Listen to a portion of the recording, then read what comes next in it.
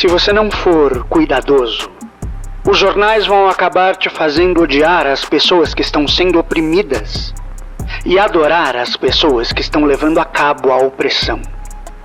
Malcolm X.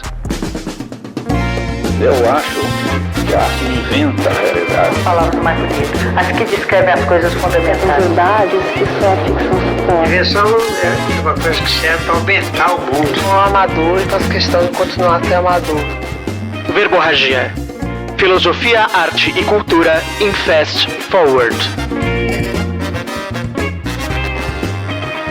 Sejam bem-vindos ao Verborragia, essa morada para os meus devaneios sobre arte, cultura, filosofia e sociedade aqui na podosfera. O meu nome é Carlos Samartim e eu vou estar com vocês pelos próximos minutos. A recomendação da semana é o espetáculo do Teatro Geográfico Onde Está a Leveza, inspirado na obra de Milan Kundera, A Insustentável Leveza do Ser, e ressignificado pelas mãos e pelos olhares de 4 mulheres. A temporada começou segunda passada, dia 8, e vai até o dia 24 de março, sempre às segundas, terças e quartas, às 20 horas. O espetáculo vai ser transmitido pelo canal de YouTube do Teatro Geográfico, e é claro que o link vai estar no post e na descrição desse episódio. Por favor, assistam. E lembrem-se, considere se tornar um dos nossos apoiadores. Por menos de um cafezinho por mês, você nos ajuda a crescer e a tornar os nossos planos mirabolantes uma realidade. O link para a nossa campanha do Apoia-se está disponível no nosso site e nas nossas redes sociais. Mas, caso você queira ajudar e não possa contribuir financeiramente, não tem o menor problema. Compartilhe o nosso conteúdo. Indique o podcast para amigos, replique e comente os nossos posts em suas redes sociais e assim nos ajude a aumentar o nosso alcance. Sem mais delongas, muito obrigado pela paciência. Vamos ao episódio.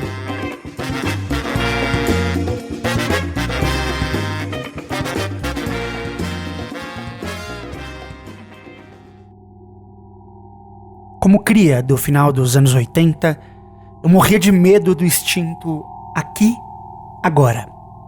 Eu tinha 5 anos quando o programa foi ao ar pela primeira vez e é impossível esquecer a voz grave e penetrante do repórter Gil Gomes, que emanava da minha sala de estar, preenchendo minha casa com a descrição de todo tipo de crime, de roubos espetaculares aos assassinatos mais medonhos do país.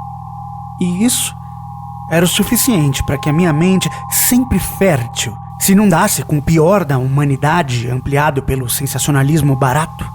E a ansiedade, essa minha inimiga desde a primeira infância, se alimentasse desse caldo para ficar cada vez maior, e maior, e maior. Ela me fazia ver os meus pais como vítimas daqueles crimes medonhos, largados em uma poça de sangue, esperando os repórteres abutres do jornalismo sensacionalista do famigerado Aqui, Agora.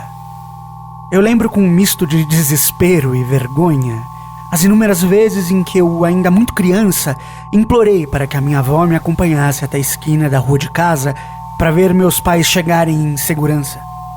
Era como se eu, estando ali, alerta, nenhum mal pudesse os apanhar em seu trajeto. É claro que eu não fui o único atingido pelo barbarismo exposto pelos programas Pinga-Sangue, como esse tipo de telejornal popular ultra-sensacionalista ficou conhecido. Como uma praga. Esse tipo de programa, que de alguma forma muito estranha era podado pela censura militar, floresceu durante os primeiros momentos da redemocratização e nunca mais caiu em esquecimento. Nomes como Alborguete, Ratinho, Datena, Gil Gomes, Wallace Souza, entre muitos outros, se tornaram verdadeiros gigantes da televisão brasileira, alçando voos ainda maiores, inclusive na política. Antes restritos a alguns poucos programas, a partir dos anos 90, todas as redes de televisão passaram a ter o fim de tarde dominado por esse tipo quase patológico de sensacionalismo. Em nome do lucro, programas como o Aqui Agora, que se auto-intitulava o Jornal da Vida Real, chafurdavam na lama da violência urbana e extraíam de lá um dos mais poderosos e perigosos sentimentos humanos: o ódio. É óbvio que nós já odiávamos antes. Mas depois dessa avalanche de brutalidade em nossa televisão, nós passamos a odiar diferente. Nosso ódio agora já não nos pertencia. Tinha virado mercadoria, à disposição de uma moral violenta que anos mais tarde desencadearia a estranha distopia que vivemos. A excelente matéria de Fábio Marton para o Intercept Brasil, intitulada Como Datena e os programas Pinga-Sangue ensinaram os evangélicos fundamentalistas a odiar, mostra muito bem o que eu quero dizer. Se apoiando na própria experiência e nas teses de 2 especialistas, Marton nos mostra em poucas linhas como esse tipo de programa criou uma nova noção de direito, de justiça, onde os apresentadores servem como verdadeiros sacerdotes da violência como purga dos males do mundo. Nesse contexto, a polícia não é mais vista como força protetora da sociedade, e sim como representantes de carne e osso da justiça e moral divina. E todos os que forem contra ela passam a ser alvo do nosso ódio. Nas palavras do próprio Marton, o Pinga-Sangue educou os brasileiros no ódio ao bandido, ódio também ao amigo do bandido e aos seus direitos humanos. Seria muito mais tarde, muito depois daqueles anos de ansiedade e medo, que eu viria a sentir na pele os efeitos devastadores desse tipo de programa na esfera privada. Vi minha própria família ser vítima desse sensacionalista que prefere acusar, julgar e punir, sem nenhuma presunção de inocência, sem nenhum perdão, mesmo depois que a inocência dos envolvidos fica judicialmente comprovada. Mas não é sobre a minha família que eu quero falar. Porque para além dos efeitos individuais, dos efeitos devastadores que esse tipo de programa causa na vida das mulheres e homens que se transformaram em suas pautas, é justamente o efeito coletivo que nos trouxe até aqui. Afinal, não seria tão fácil para essa necropolítica caquistocrática que hoje nos governa chegar ao poder se antes não nos tivessem enchido todos do ódio moralista que os programas Pinga-Sangue propagam. É difícil imaginar o Brasil de hoje sem a overdose de violência e moralismo desse tipo de jornalismo. Primeiro porque foi justamente na esteira deste tipo de programa que nasceu a carreira de polemista do nosso atual presidente da República. Foram esses redutos de selvageria que serviram de vitrine para o seu discurso punitivista, androcêntrico, recheado de uma moralidade cristã distorcida que prega a brutalidade como ferramenta pseudo-civilizatória. Entretanto, mais importante do que dar palco para os devaneios desse pensamento desumano, os programas Pinga-Sangue nos forneceram um material subjetivo para que ele fosse justamente a única resposta. Carimbando diariamente a ideia de que o país estava afundando num mar de imoralidade e violência, esse tipo de programa aos poucos nos fez desacreditar nos meios convencionais, democráticos, de combate aos males da sociedade. Acuados, com medo e espumando de ódio, fomos catequizados nesse evangelho sombrio da política da morte, que seria a única capaz de responder à altura aos desafios desse mundo incivilizado que os Pinga-Sangue nos apresentavam todos os dias na televisão. Os problemas não eram mais a desigualdade, o descaso da justiça, a brutalidade policial, e sim a desumanidade do outro, do vizinho.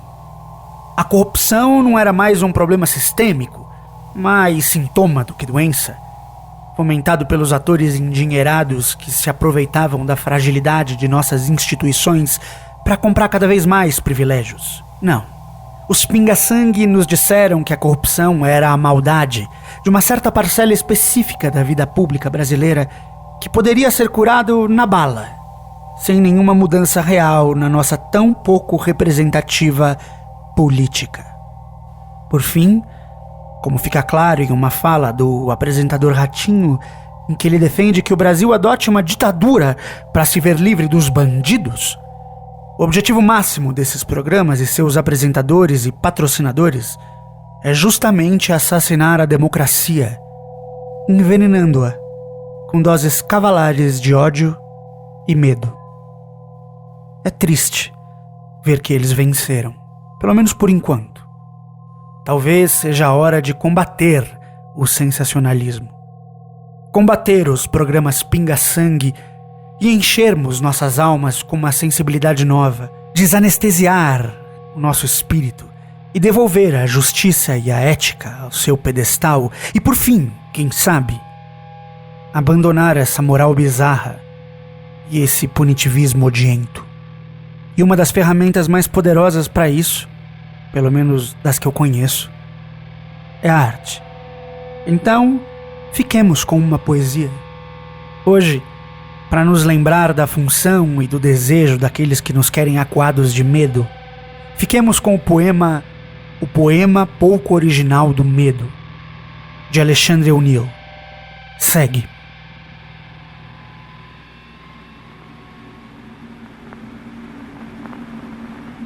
O medo vai ter tudo. Pernas, ambulâncias e o luxo blindado de alguns automóveis.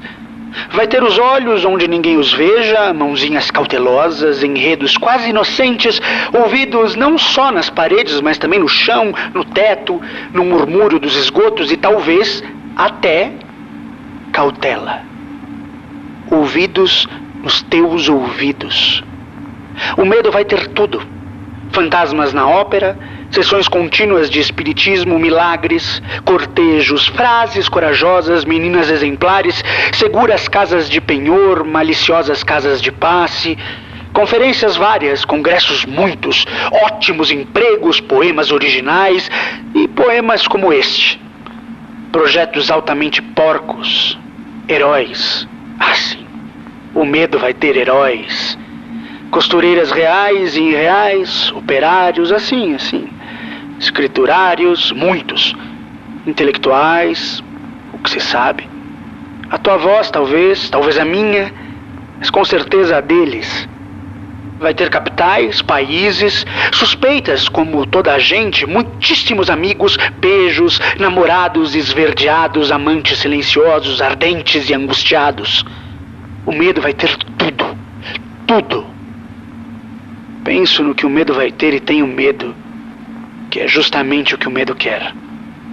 O medo vai ter tudo, quase tudo. E cada um por seu caminho haveremos todos de chegar, quase todos, a ratos.